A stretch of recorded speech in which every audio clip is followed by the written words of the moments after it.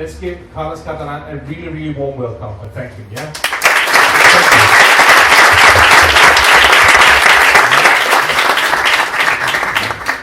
So, Carlos, first of all, I think we should hear about this amazing place, Santo Mauro, that you have opened up for us today. If you can just share the story, because I hear people asking me, so when is it from and where is it? So let's hear the... Well, first, welcome everyone to Santo Mauro. Honestly, I'm feeling a bit old now. I've seen that energy of all of you and those new projects coming, and we always think that we're innovating and doing things, and it's great to hear all of you and with all those projects and see how you start. So all the best with your projects, and of course Klaus, Constanza, and Roger, thank you for the invite.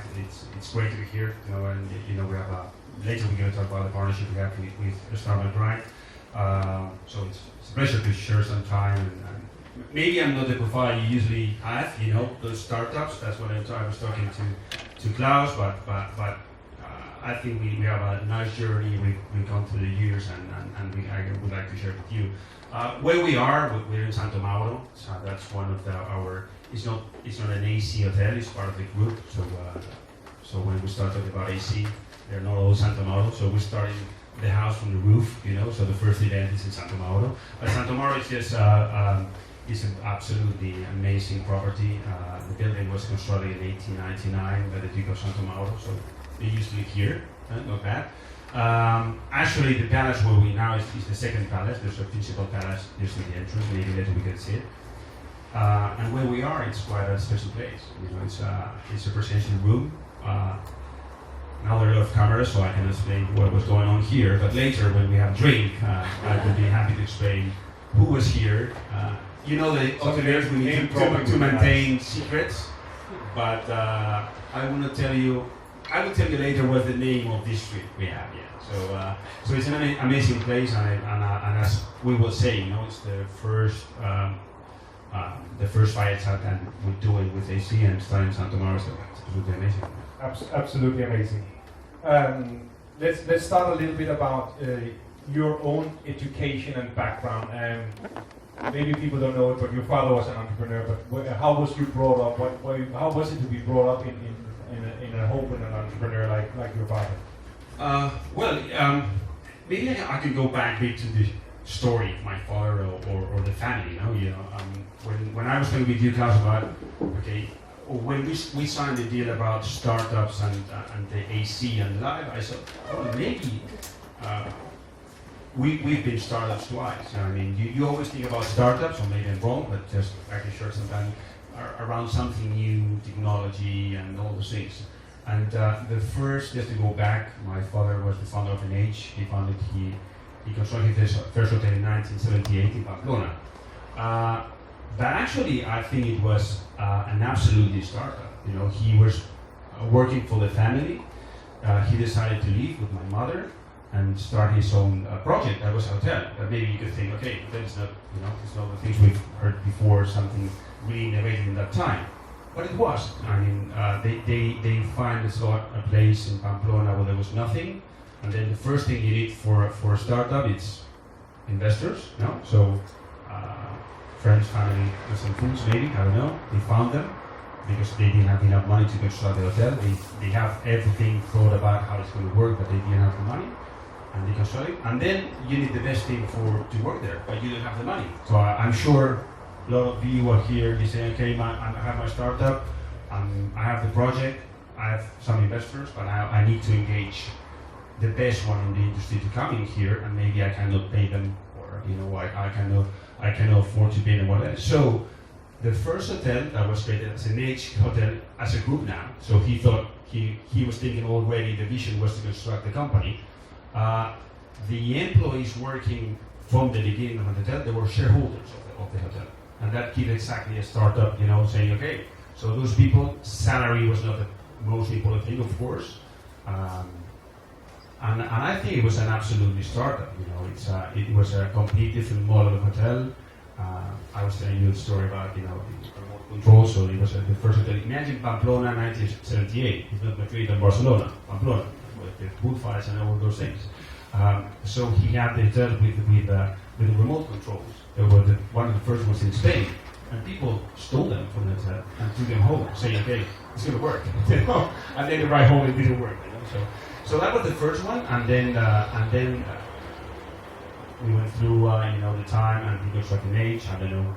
There's people that I'm sure they were born after 1978, but there's a lot of NH around. So in 1998 we decided to sell NH and we started AC, and it was another startup, absolutely different with a big check, So starting something new with a little bit easier. Yeah, it is easier, absolutely easier.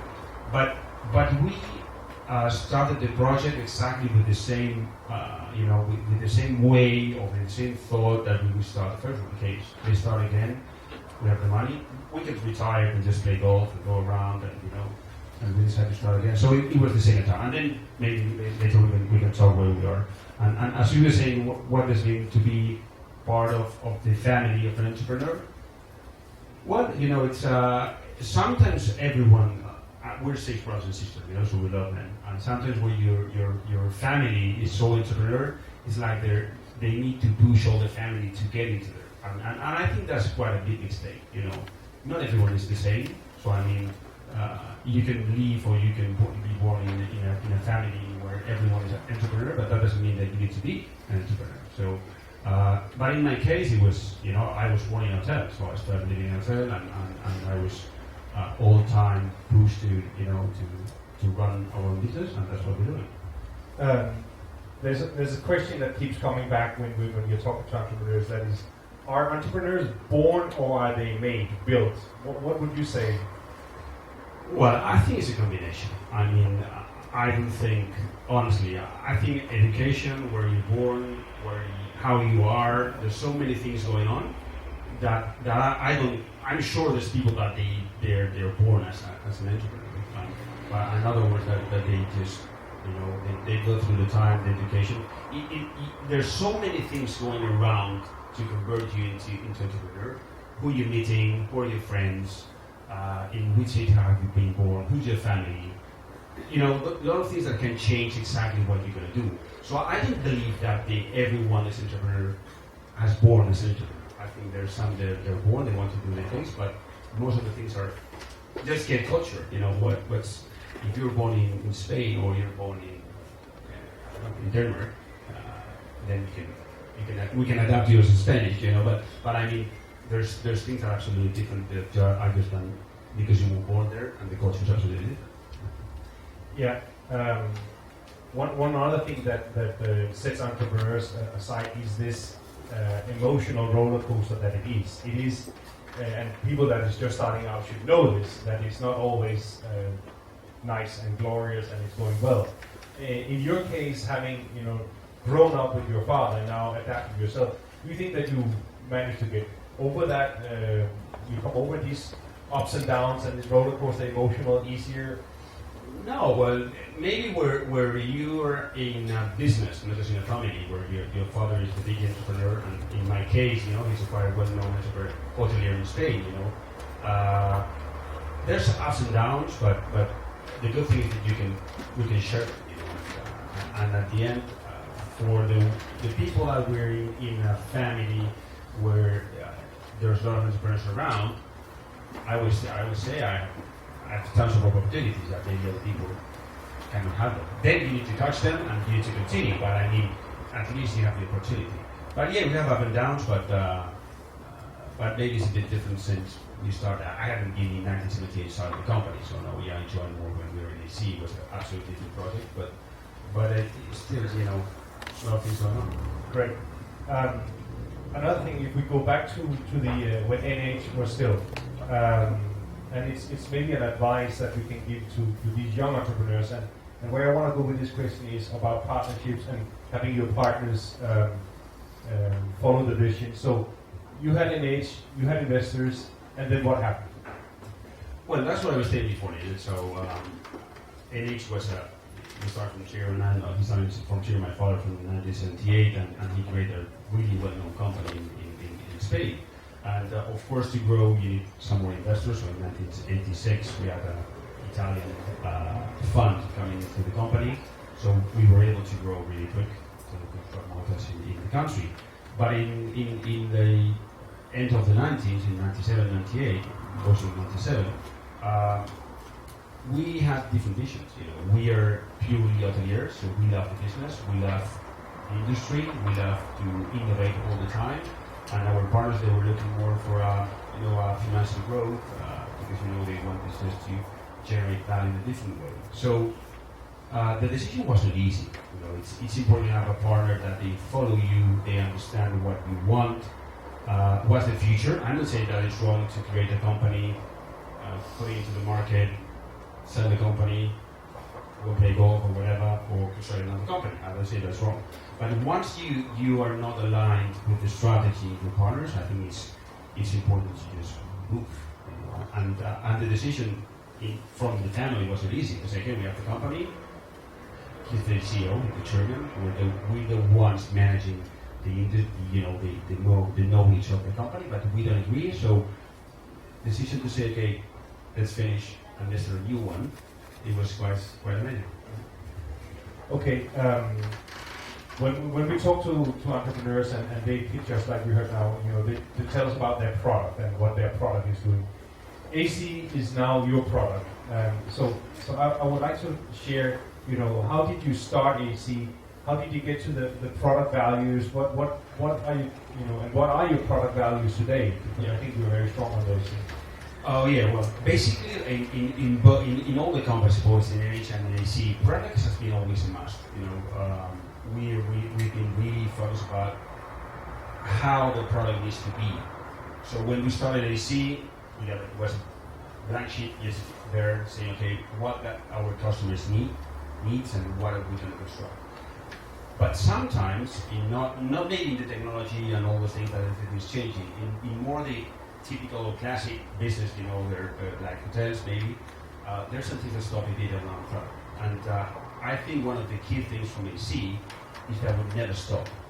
We always innovate on the product. I mean, it's not that we change everything, we don't need to change everything in the room or in the hotel, but we always try to change small things, adapting the product into the hotel.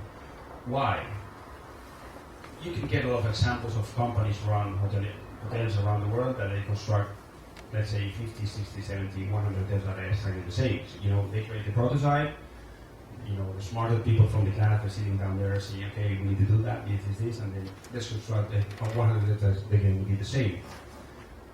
10 years later, when you have those 100 hotels, and you want to change something, it's really expensive to do that. Because you have 100 properties that have one only way of doing things, but the market has been changing slowly during the years.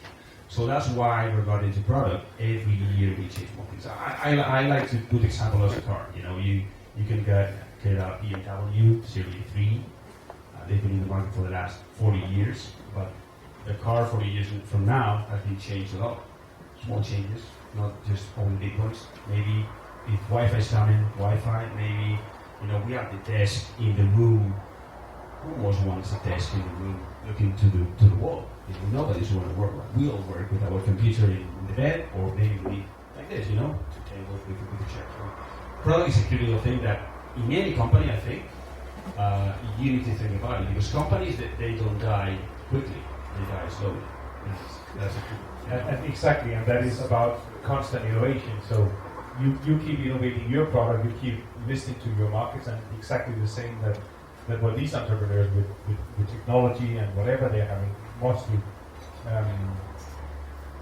And another, besides the product, every startup is only as good as its team, as the people that is actually building it and actually doing it.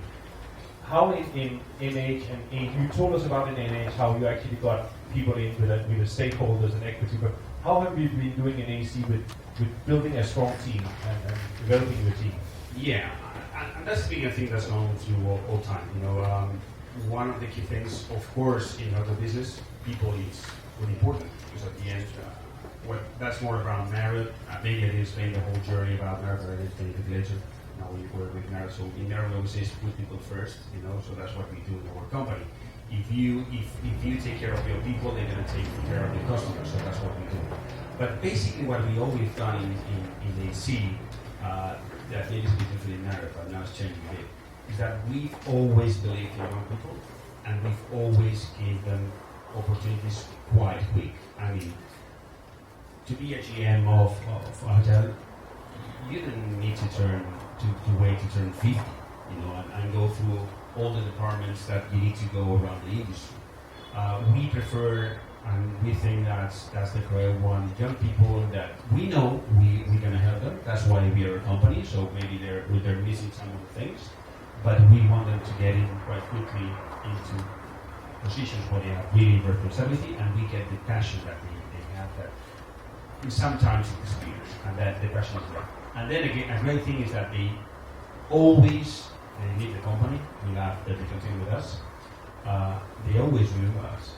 It's AC. It's always we have tons of people working around the world say, yeah, I remember you, or Carlos Catalan, or AC, because you gave me the first opportunity. Maybe now I am the GM of a huge hotel, but when I was 25 years old, it was my second job. I was a GM of an AC, so that's what we do. And we have that example all through the company. People are coming from the company.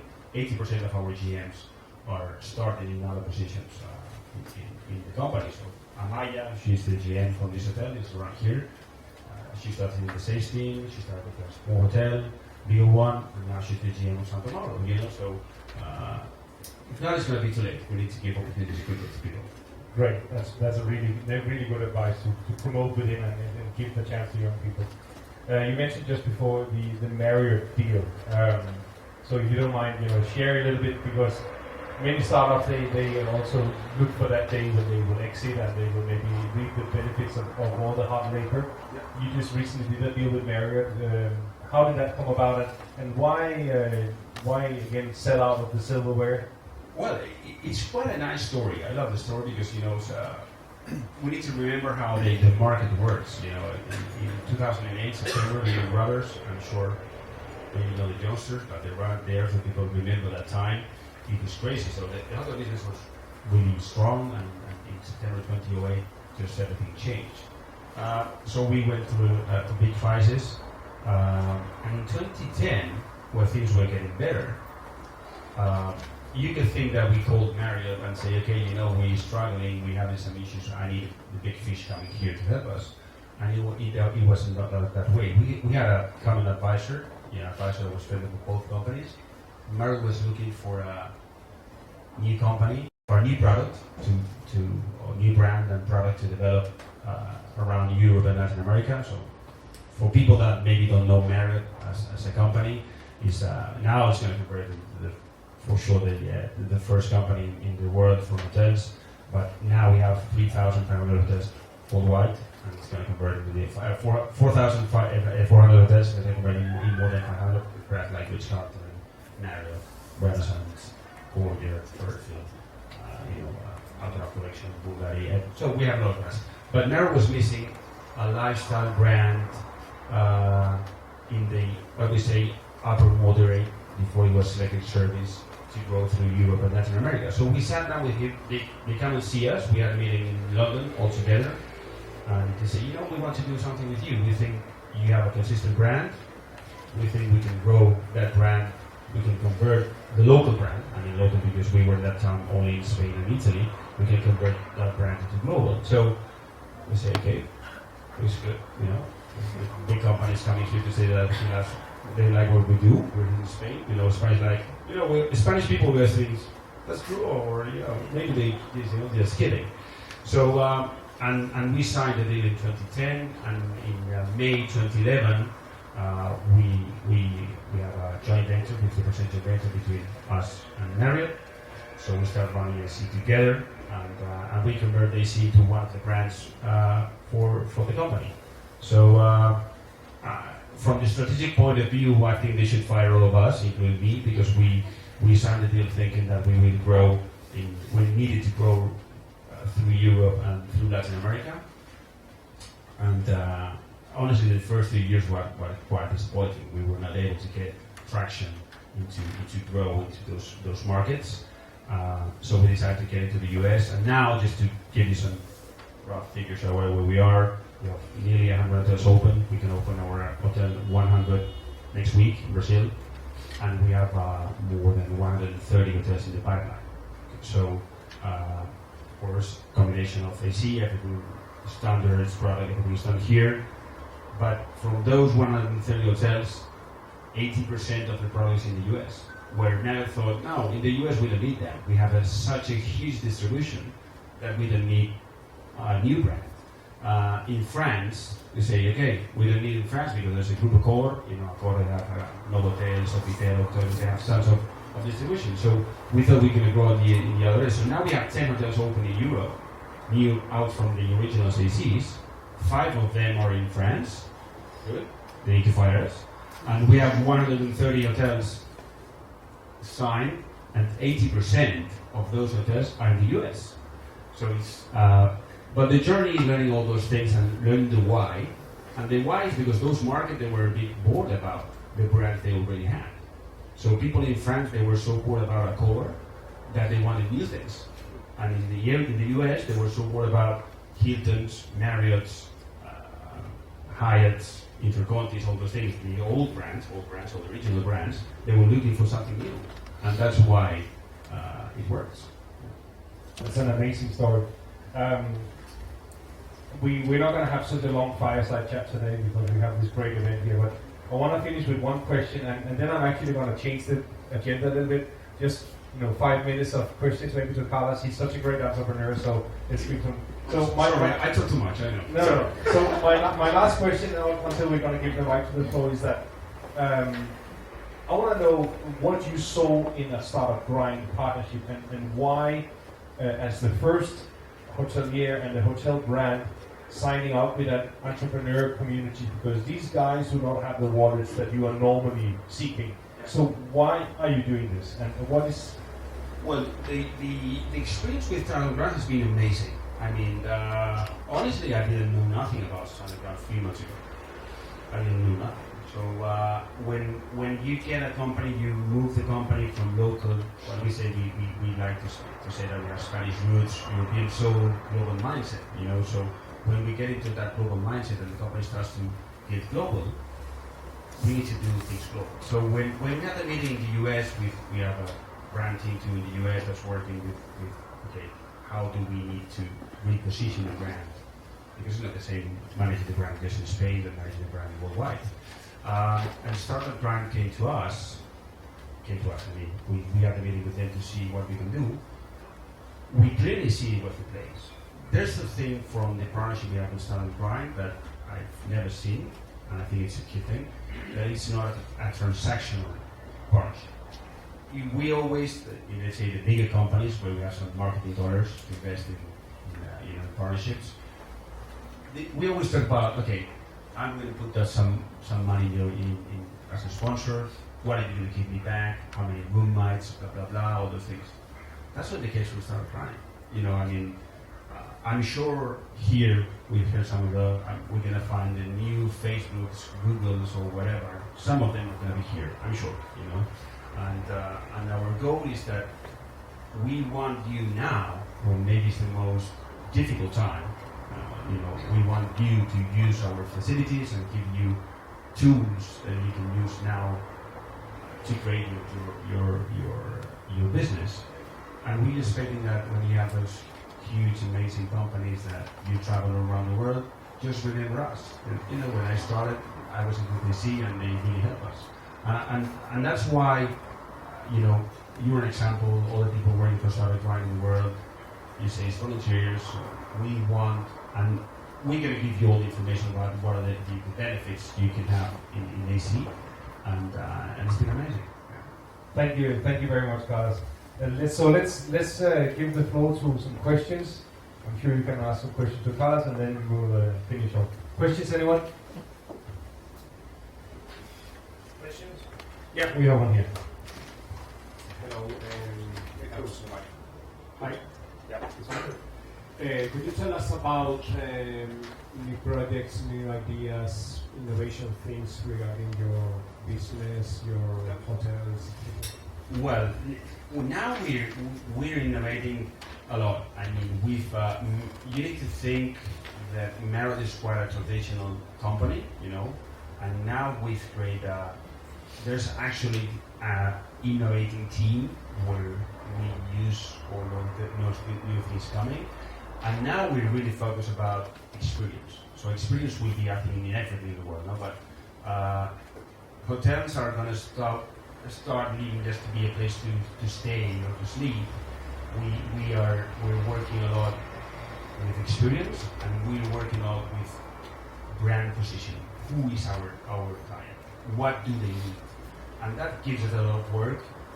Technology is always there, but it's difficult to use technology in hotels because not everyone is a techie, so we need to maintain people that maybe they're able to use technology quite easy, but there's some people that they still need I could have all the TVs just with Google Chrome, Chromecast, doing streaming, but then my father's gonna get there and he'll say, how we do that, so, but I think we're working a lot about client, new generations, what's coming, experience, and there's a huge team working in that. So new things are going to come in hotels, new competitors are coming too, not just hotels, Airbnbs, and all those things that you always think around. So yeah. Is someone going to ask the question, the Airbnb question? Questions, more questions? Yes. Is it? No, I think I can talk from here. No, but there's people outside. Since TripAdvisor came, has it been harder to compete or easier to compete? With TripAdvisor? Yeah. Absolutely easier. I mean, the good thing now from the industry is that information is very quick and transparent. So before, I love what is happening because the industry is getting more sophisticated. The hotel business was quite simple, let's say simple. There was not so much technology around that it was more a thing of the relation between the agencies that you have around your hotel. Now, everything is moving so big, you can get your mobile and check what's the hotel price of this hotel now. Actually, you can book a hotel in 60 seconds, So TripAdvisor and all the, at the end of the day, TripAdvisor is like our best survey we already have, when we're hearing our client. It's important for us because we know what's happening. Before we didn't know what was happening. So for us, information is critical to do all that innovation we were talking before. So it has helped a lot to the market, at least for us. Okay, I'm going to ask the Airbnb question then. Thank you. So with Airbnb coming to the market as a philosophy, as a concept, how do you think regulators and hoteliers, established brands like you, should deal with their entrance? Well, first of all, I need to say that Airbnb is a great idea, that's for sure. And for us, where we are positioned in the hotel industry, I will not say it's a huge competitor. I mean, we have absolutely a different type of client, different type of needs, and I think, as many things in the world, everyone can fit in the market. Maybe the thing we're missing now from the other leaders is that maybe the game rules are not exactly the same. So we always deal from hotels that we need to, have a lot of life safety issues with our people working, and there's a lot of legislation coming from the cities to our properties that they're not exactly the same to Airbnb or those people, not Airbnb, because Airbnb at the end of the day is a platform, they have no responsibilities around what's going on in those apartments. We have, so I take care of you. If something happens in this hotel now, I'm going to take care about what's going on. So that's why I think it's going to work.